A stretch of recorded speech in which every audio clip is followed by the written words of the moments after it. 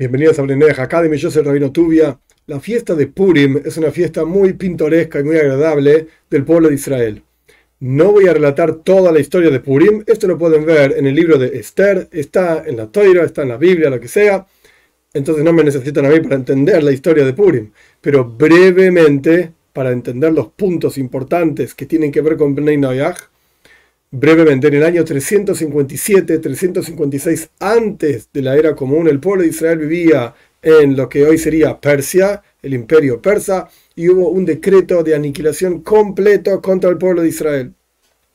Después de muchas idas y vueltas, ayunos, peticiones de la reina Esther, trabajos, digamos, de Mordejai. Mordejai era el líder del pueblo de Israel, el líder del Sanedrin, del juzgado del pueblo de Israel, para salvar al pueblo de Israel. Toda la cuestión se dio vuelta, el pueblo de Israel fue salvado, por supuesto, y no solamente esto, sino que aquellos que querían destruirlos fueron destruidos. Muy bien, esta es la historia de Purim súper brevemente. ¿Qué tiene que ver todo esto con Bnei Noach? Nuestros sabios del pueblo de Israel decretaron para el pueblo de Israel festejar año tras año la historia de Purim.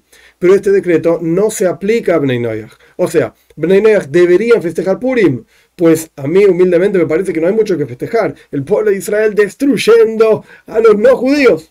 Un no judío festejando esto no tiene mucho sentido. Ahora bien, una persona podría decir, bueno, yo quiero festejar el pueblo de Israel siendo victorioso contra sus enemigos. Ok, pero eso no significa que la forma de observancia que nuestros sabios establecieron para el pueblo de Israel se aplique a Bnei Noach. Hay diferentes preceptos que los judíos cumplimos, preceptos rabínicos, por supuesto, porque no está Purim en el texto de los 5 libros de Moshe, por supuesto, es posterior. Entonces, hay preceptos que nuestros sabios establecieron cómo se festeja Purim. Uno de esos preceptos es la lectura de la Megilá, o sea, la lectura del libro de Esther, que entre paréntesis, en las Biblias cristianas, el libro de Esther tiene otro texto, tiene textos adicionales, es otra cosa, no tiene nada que ver con el libro de Esther original de la Torá, por así decir. Cerramos paréntesis. Si una persona quiere leer el texto del libro de Esther, está perfecto. Si una persona quiere de alguna manera escuchar cómo los judíos leen el texto de Esther de un pergamino, etc., no hay ningún problema.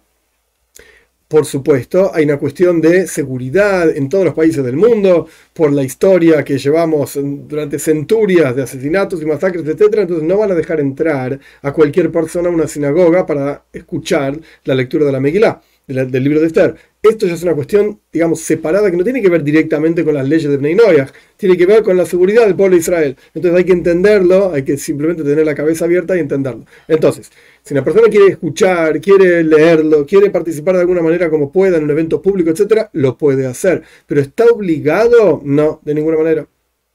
Ahora bien, más allá de la observancia específica de la fiesta de Purim para el pueblo de Israel y lo que Bnei Noach podrían hacer, hay enseñanzas de la historia de Purim que uno puede extraer y que nuestros sabios, en particular el Rebbe, generación tras generación, o sea, año tras año, fue explicando diferentes enseñanzas que se pueden aplicar tranquilamente a Bnei Noach.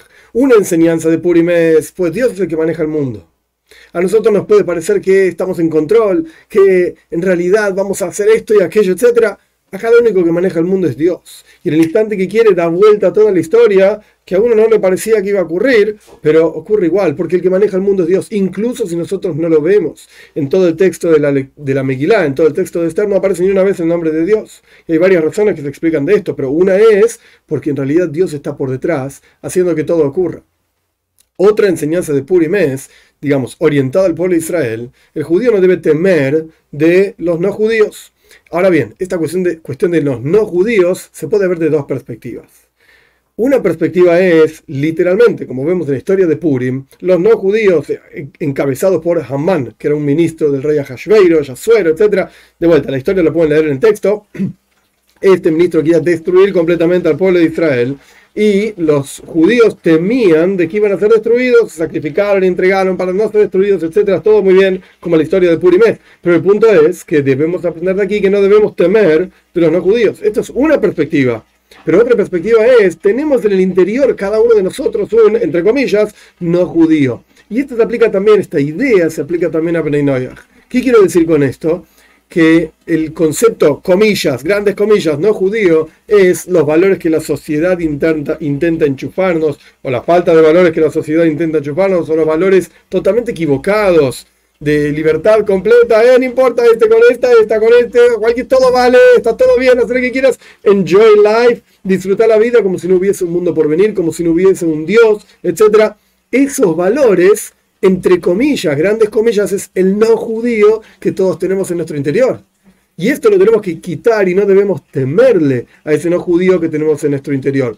Esta es otra enseñanza de Purim. Otra enseñanza de Purim es que debemos dar ayuda a otras personas. Vemos en la historia de Purim, y una de las observancias del pueblo de Israel, como cuidamos la historia de Purim, es que repartimos comida a los necesitados, repartimos dinero, damos tzedakah, etcétera, a los necesitados. Quiere decir que, por un lado, el judío tiene que saber que no tiene que temer del no judío afuera de la sociedad, etcétera, etcétera. Por el otro lado, el no judío que tiene en su interior no le debemos temer. Y no solamente esto, sino que tenemos que transformarlo, como la historia de Purim, que es transformar, o sea, y ahora es más para judíos que para no judíos, pero el judío tiene que saber que no debe temer del no judío. Y no solamente esto, sino que tiene que salir a difundir los 7 preceptos de Bnei Noach. Esto lo dijo el Rebbe muchísimas veces. Otra enseñanza de Purim es la alegría, el concepto de ser feliz en nuestro vínculo con Dios, a pesar de que a veces es difícil, porque tenemos que observar esto, tenemos que cuidar aquello, tenemos que, etcétera, tenemos conflictos con la sociedad, conflictos con nuestras familias,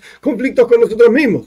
Sin embargo, a través de que la persona disfruta y vive en forma alegre su conexión con Dios, su vínculo con Él, su estudio de Torah, etcétera, esto hace transformar todas las dificultades y las problemáticas. Entonces vemos que existe el concepto de aplicar enseñanzas de la historia de Purim, incluso para Bnei Noach, pero simplemente para poner cada cosa en su lugar. La observancia de los preceptos de Purim no son una obligación para Bnei Noach, no están prohibidos, como dije antes, pero no son una obligación para Bnei Noach. En general, el saludo que uno da en Purim es a Freilich en Purim, en Yiddish es un Purim alegre, y en hebreo se suele decir Purim Sameach. De vuelta, un Purim alegre para todos.